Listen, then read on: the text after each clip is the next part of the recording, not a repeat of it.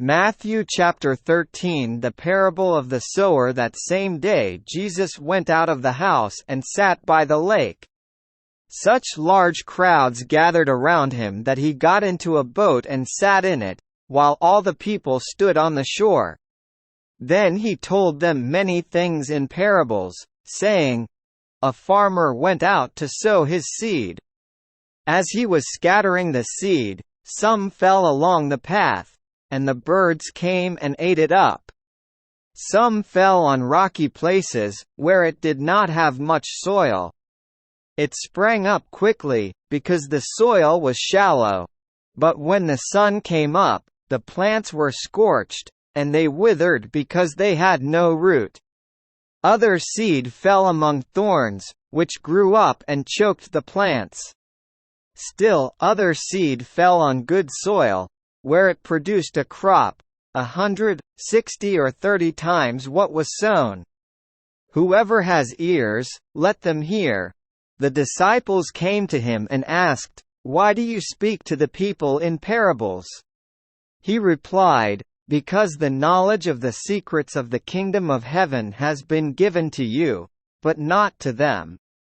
Whoever has will be given more, and they will have an abundance.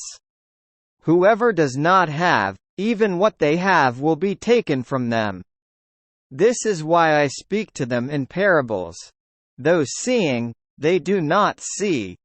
Though hearing, they do not hear or understand. In them is fulfilled the prophecy of Isaiah. You will be ever hearing but never understanding. You will be ever seeing but never perceiving.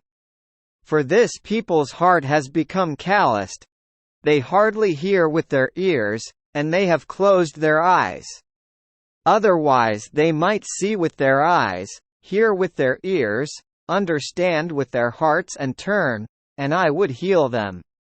But blessed are your eyes because they see, and your ears because they hear. For truly I tell you, many prophets and righteous people long to see what you see but did not see it, and to hear what you hear but did not hear it. Listen then to what the parable of the sower means. When anyone hears the message about the kingdom and does not understand it, the evil one comes and snatches away what was sown in their heart. This is the seed sown along the path. The seed falling on rocky ground refers to someone who hears the word and at once receives it with joy. But since they have no root, they last only a short time. When trouble or persecution comes because of the word, they quickly fall away. The seed falling among the thorns refers to someone who hears the word, but the worries of this life and the deceitfulness of wealth choke the word, making it unfruitful. But the seed falling on good soil refers to someone who hears the word and understands it. This is the one who produces a crop, yielding 100, 60 or 30 times what was sown. The parable of the weeds. Jesus told them another parable. The kingdom of heaven is like a man who sowed good seed in his field. But while everyone was sleeping, his enemy came and sowed weeds among the wheat, and went away.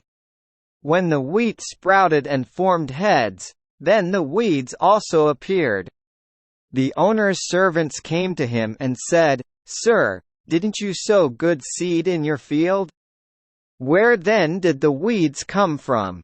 An enemy did this, he replied. The servants asked him, Do you want us to go and pull them up? No, he answered. Because while you are pulling the weeds, you may uproot the wheat with them. Let both grow together until the harvest.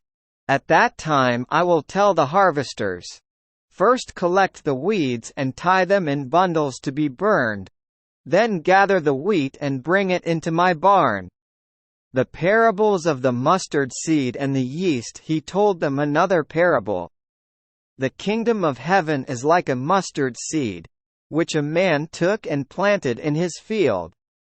Though it is the smallest of all seeds, yet when it grows, it is the largest of garden plants and becomes a tree, so that the birds come and perch in its branches." He told them still another parable. "The kingdom of heaven is like yeast that a woman took and mixed into about 60 pounds of flour until it worked all through the dough." Jesus spoke all these things to the crowd in parables.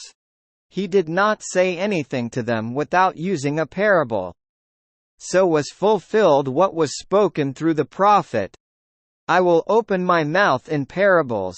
I will utter things hidden since the creation of the world." The parable of the weeds explained, then he left the crowd and went into the house. His disciples came to him and said, "Explain to us the parable of the weeds in the field." He answered, "The one who sowed the good seed is the Son of Man. The field is the world, and the good seed stands for the people of the kingdom.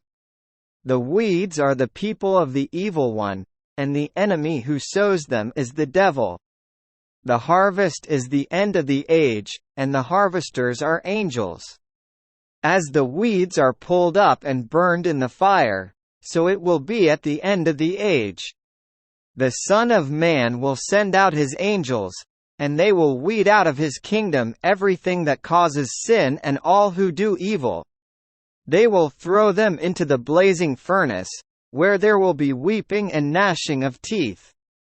Then the righteous will shine like the sun in the kingdom of their Father. Whoever has ears, let them hear. The parables of the hidden treasure and the pearl. The kingdom of heaven is like treasure hidden in a field. When a man found it, he hid it again, and then in his joy went and sold all he had and bought that field. Again, the kingdom of heaven is like a merchant looking for fine pearls. When he found one of great value, he went away and sold everything he had and bought it. The parable of the net.